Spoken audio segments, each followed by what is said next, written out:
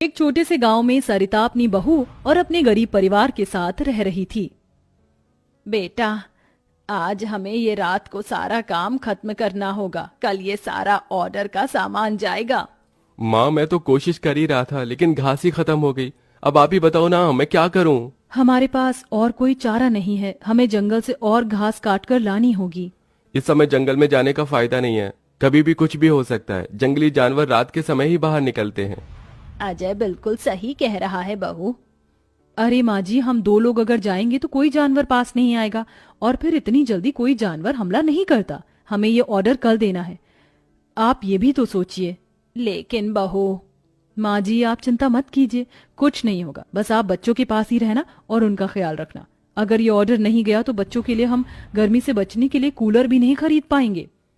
सरिता की बहू भाविका और उसका बेटा, वो तीनों घास से पंखे कूलर बनाने का काम किया करते थे, इसलिए उन्हें घास की जरूरत पड़ती थी। वह आधी रात के समय जंगल में जाते हैं। भाविका, जरा से भी हलचल हुई तो मुझे बता देना, कभी भी कुछ भी हो सकता है। ठीक है जी, मैं आपको बता दूंगी। अजय और भाविका दोनों ही जंगल में घास काट रहे होते हैं, तब उन्हें झाड़ियों से आवाज आने लगती है। क्या तुमने भी वहां से कोई आवाज सुनी है? हाँ जी, मैंने भी सुनी है। मैंने तुम्हें कहा था ना, इस समय आना ठीक नहीं है। चलो देखते हैं उधर क्या है।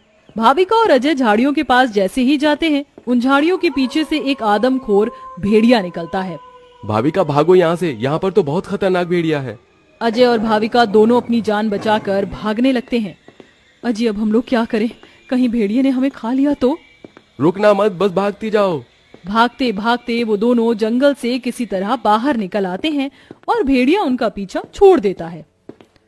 जान बची तो लाखों पाए, लौट के बुद्धू घर को आए।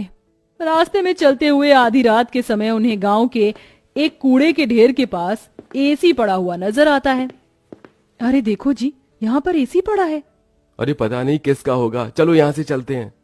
मुझे लगता है किसी ने ऐसे ही डाल दिया होगा। मैं तो कहती हूँ इसे लेकर चलते हैं।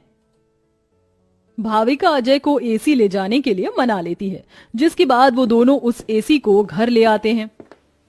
तुम दोनों तो घास लेने गए थे, ये क्या लेकर आ गए हो? ये हमें रास्ते में पड़ा मिला। जब हम कूलर पंखे बना लेते हैं तो एसी भी बना सकते हैं। इस खराब एसी को छोड़ो और ये बताओ, क्या तुम घास लेकर आई हो? सरिता के ये बोलने के बाद जंगल की दुर्घटना के बारे में दोनों बताते हैं, जिसे सुनकर सरिता हैरान रह जाती है। अच्छा, इसका मतलब बहुत बड़ी मुसीबत से बचकर आए हो तुम दोनों, और साथ में ये कचरा उठाकर ले आए। वह तीनों बहुत ज्यादा परेशान हो जाते हैं। कल का ऑर्डर पूरा करने के बाद उन्हें कुछ पैसे मिल जाते, लेकिन घास न होने की वजह से उनका ऑर्डर पूरा नहीं हो पाता और वह ऑर्डर कैंसिल हो जाता है। अगले दिन उनके टूटे फूटे घर के अंदर धूप की किरणें आने लगती हैं, जिससे बहुत ज्यादा गर्मी हो जाती है। हे भगवान, कितनी गर्मी लग रही है, घर में पंखा भी नहीं चल रहा है। मुझे भी बहुत गर्मी लग रही है। पिताजी पिताजी, हमें बहुत गर्मी लग रही है, हमारे घर में एक पंखा भी ठीक से नहीं चलता। बेटा, थोड़ा सा सब्र रखो, कुछ दिनों में मेरे पैसे मुझे मिल जाएंगे तो मैं घर के अंदर एक अच्छा सा पंखा लगवा दूंगा। हमारा वो ऑर्डर तो कैंसिल हो गया, लेकिन सुबह में घास ले आई थी मैं। चलिए गांव वालों के कूलर और पंखे में घास लगा देते हैं, उससे कुछ तो पैसे आएंगे। हाँ, तुमने सही कहा। भाविका और अजय दोनों मिलकर पुराने कूलरों के अंदर घास लगा रहे होते हैं और यहाँ घर में राजू दिशा गर्मी से परेशान हो रहे होते हैं। काश कि हमारे घर में भी कोई एसी होता। तभी दिशा की नजर उसके पिता के लाए हुए एसी के ऊपर पड़ती है। अरे राजू, जरा इसे देखो, लगता है पिताजी हमारे लिए एसी लेकर आए हैं, पर उन्होंने ये एसी अभी तक क्यों नहीं लगाया? क्योंकि ये एसी खराब है, बस इसीलिए। कल रात तुम्हारे माता पिता को यह कूड़े करकट में मिला था।